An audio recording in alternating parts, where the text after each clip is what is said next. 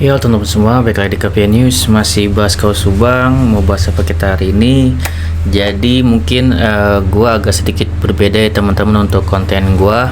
Selain kasus Subang, gue juga akan membahas juga tentang kasus Agus ya teman-teman, yang menuntut Nopi gitu ya, Teh Nopi.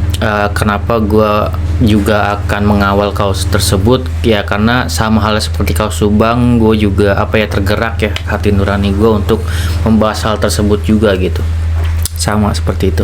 Jadi apa yang gue mau bahas tentang hari ini untuk kaos Subang, yaitu ada informasi bahwasanya Abi dan Arigi akan menuntut penyidik gitu kan ya, yang pada saat itu melakukan kekerasan kepada mereka berdua gitu, kepada Abi dan Arigi gitu ya. Namun di sini gue berpikir gitu kan ya, ada hal sebenarnya yang lebih luar biasa lagi. Kalau masalah Abi dan Arigi untuk menuntut penyidik dan segala macam, itu gue support aja ya, dukung jika memang itu terjadi gitu. Dan ada suatu hal yang lebih besar lagi menurut gue, kalau misalkan Abi dan Arigi bisa melakukan hal tersebut, mereka sebagai tersangka gitu kan ya, bisa menuntut penyidik gitu kan ya. Dan di sini harusnya berarti Danu juga berhak gitu kan ya untuk menuntut seorang penyidik juga gitu kan ya, yang pada saat itu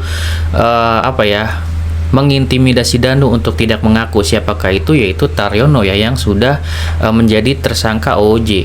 Dan juga mungkin di situ ada Arif juga gitu yang akan terkena juga gitu ya. Gimana tuh Bang kondisinya?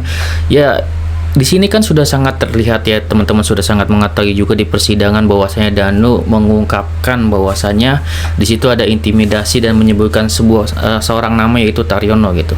Dimana Taryono ini seperti kita ketahui sangat berlindung yang namanya cuma kesalahan kode etik gitu, dan gua kesel banget masalah itu. Dan di sini gua sangat meminta ya, memohon untuk ATS Lofam gitu diperkuat lagi untuk hal ini gitu, dimana Taryono ini sangat berlindung dengan yang namanya kode etik. Namun bagaimana jika Danu melaporkan yang namanya Taryono ini, dan untuk memperkuat kasus ini juga, memperkuat kesaksian Danu, menyelesaikan kasus ini gitu mengenai OJ dan terbongkarnya tersangka lainnya berikut juga dengan yayasan kan, seperti itu. Jadi ini juga titik poin yang sangat penting dan krusial menurut gua, di mana Taryono ini berlindung di yang namanya kode etik doang gitu kan ya, dan seolah-olah tidak ada hubungannya dengan tersangka. Dan disinilah kita titik beratkan gitu, ayo untuk ATS Lofam bisakah gitu kan ya. Dan para netizen gue juga harap untuk mendorong hal ini gitu kan, jika Abi dan Arigi mampu gitu kan ya, atau bisa untuk menuntut penyidik yang melakukan kekerasan pada saat itu, berarti di sini yang sangat krusial adalah Danu gitu kan ya, berarti sangat berhak untuk menuntut seorang yang melakukan jelas-jelas ya melakukan kekerasan, melakukan intimidasi pada saat itu, yang kalau nggak salah kakinya ya diinjek meja, dilempar pisau dan segala macam gitu kan ya. Dan situ sudah jelas disebutkan Taryono, dan apalagi Taryono sudah menjadi tersangka dan diperkuat lagi nih, ayo di sini titiknya gitu kan ya. Bisakah dituntut Taryono itu lebih mengenai hal ini agar Polda ini benar-benar menitik beratkan gitu. Kalau soal misalkan yang namanya propam doang itu kan, jadi seolah-olah Taryono ini seperti apalagi propam juga dilindungi, maksudnya tidak terbuka gitu kepada masyarakat. Dan gue harap ini ada action lebih nih dari ATS Lofam ya. ATS Lofam memperkuat lagi Danu, bener kan ini ada intimidasi dari Taryono untuk tidak mengaku segala macam, dan di situ ada Arif juga gitu ya. Ayo mau kita tuntut nih gitu kan ya, agar Taryono ini lebih tertekan lagi gitu kan ya, bener-bener dari Polda ini menekan Taryono untuk hal tersebut gitu, karena ini berkaitan dengan kasusnya gitu kan ya, dimana benar-benar Taryono ini bukan hanya yang namanya diturunkan jabatannya seperti itu doang kan gitu, dipindahkan gitu kan. Itu kan kita merasa merasa tidak ada keadilan di situ gitu, dimana di sini sudah sangat jelas-jelas seorang aparat kepolisian melakukan tindak pidana, itu kan harusnya ditindak secara tegas gitu. Jadi apakah pantas gitu kan seorang anggota kepolisian melakukan tindak pidana tersebut gitu. Dan harapan gua dengan adanya tindakan misalkan dari ATS Lopam ini gitu kan ya, membuat penyidik juga memiliki alasan kuat gitu, dimana ini ada tuntutan gitu kan ya dari kuasa hukum dari pihak Danu akan suatu hal yang sudah terjadi gitu. Ya mungkin kalau di penyidik mungkin Danu sudah menyampaikan, tapi kan kalau misalkan ada tindakan dari ATS Lopam seperti halnya tindakan dari kuasa hukum dari Pak Yosep dan MAA gitu kan ya, untuk menuntut gitu mengenai kekerasan dari seorang penyidik, ini kan ada lebih hal ya, lebih krusial menurut gua, lebih krusial jika Danu yang melakukan hal tersebut kan, seperti itu. Karena di sini berhubungan dengan OJ dan berhubungan untuk penyelesaian kasusnya gitu ya. Jadi apakah bisa dipertimbangkan untuk hal tersebut? Ya coba ya untuk ATS Lopam untuk memperkuat hal ini, itu sih permintaan dari gua. Dan silakan teman-teman berkomentar juga apakah mendukung apa yang gua katakan ini gitu. Dan masalah Arif juga ya, masalah Arif